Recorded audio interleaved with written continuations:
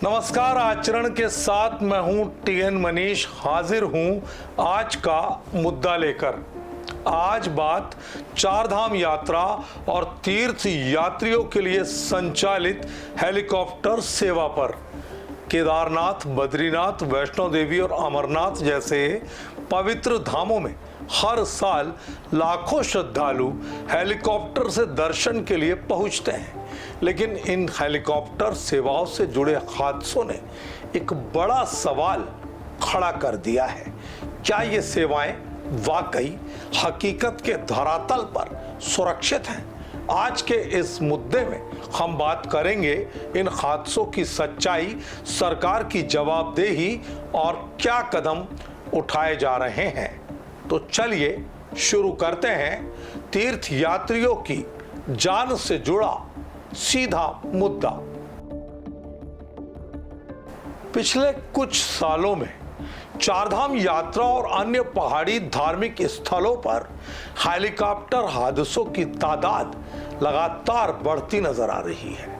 आंकड़ों के आईने पर नजर डालें तो केवल केदारनाथ में ही अब तक 1 दर्जन हेलीकॉप्टर हादसे हो चुके हैं। 8 मई 2025 को उत्तरकाशी की गंगनानी में एक हेलीकॉप्टर क्रैश में पायलट समेत 6 तीर्थ यात्रियों की मौत हो गई।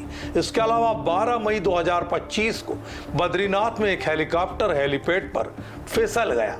17 मई को केदारनाथ में एक एयर एम्बुलेंस हेलीकॉप्टर क्रैश हुआ।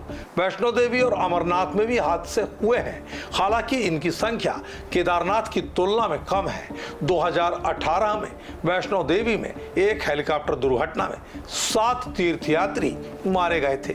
अमरनाथ यात्रा में 2000 के दशक से अब तक कम से कम 3 बड़े हेलीकॉप्टर हादसे दर्ज किए गए हैं, जिनमें कुल 10 से अधिक तीर्थयात्री असमय काल के गाल में समा गए। कुल मिलाकर इन हादसों में 50 से अधिक तीर्थयात्रियों की जान जा चुकी है और व्यवस्था पर सवाल जस का तस खड़ा है। ताजा मामला 7 जून 2025 का है। इसमें रुद्रप्रयाग केदारनाथ मार्ग पर यह हादसा हुआ जब एक प्राइवेट हेलीकॉप्टर को तकनीकी खराबी के कारण हाईवे पर इमरजेंसी लैंडिंग करनी पड़ी। हेलीकॉप्टर में उस वक्त 6 लोग सवार थे और 1 मिनट में उनकी ऊपर की सांस ऊपर, नीचे की सांस नीचे रह गई, क्योंकि लैंडिंग के दौरान ये एक खड़ी कार से जाकर टकरा गया। पायलट को भी मामूली चोटें आई, लेकिन सभी यात्री सुरक्षित रहे। इस हादसे ने एक बार फिर हेलीकॉप्टर सेवाओं की सुरक्षा पर सवाल उठाए हैं। इन हादसों के बाद उत्तराखंड सरकार और केंद्र सरकार पर सवाल खड़े हो रहे हैं।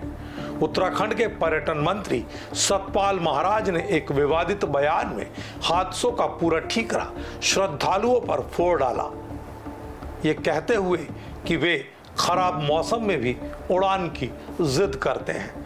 लेकिन विशेषज्ञों का मानना है कि हादसों का मुख्य कारण है खराब मौसम, तकनीकी खराबी और एविएशन कंपनियों की लापरवाही। केंद्र सरकार ने DGCA यानी नागरिक उड्डयन महानिदेशालय के जरिए जांच शुरू की है, लेकिन अभी तक कोई ठोस नीति या सख्त नियम लागू नहीं हुए हैं।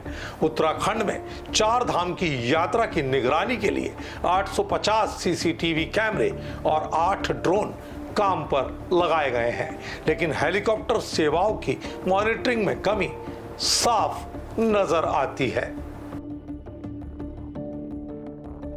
दरअसल हेलीकॉप्टर कंपनियां लगातार पैसे के लिए इन मशीनों का ऐसा दोहन करती हैं कि उनका रखरखाव नजरअंदाज होता है और लगातार सारे हेलीकॉप्टर्स को बिल्कुल भी रुक करके आराम का मौका नहीं दिया जाता। कई लोग मानते हैं कि निजी हेलीकॉप्टर कंपनियां व्यावसायिक हितों को तरजीह दे रही है। अधिक मुनाफे के लिए हेलीकॉप्टरों की ठीक से जांच नहीं की जाती और खराब मौसम में भी उड़ानें भरी जाती है। डीजीसीए के नियमों के अनुसार हेलीकॉप्टरों की नियमित जांच और पायलट प्रशिक्षण अनिवार्य है, लेकिन इन नियमों का पालन कितना हो रहा है, ये सवाल बड़ा है। कुछ कंपनियां पुराने हेलीकॉप्टर्स को इस्तेमाल कर रही है जो उड़ान के लिए पूरी तरह से सुरक्षित नहीं है। लगातार हादसों के कारण तीर्थ यात्रियों में भय का माहौल बना हुआ है। सोशल मीडिया पर लोग हेलीकॉप्टर सेवाओं की सुरक्षा पर लगातार सवाल उठा रहे हैं।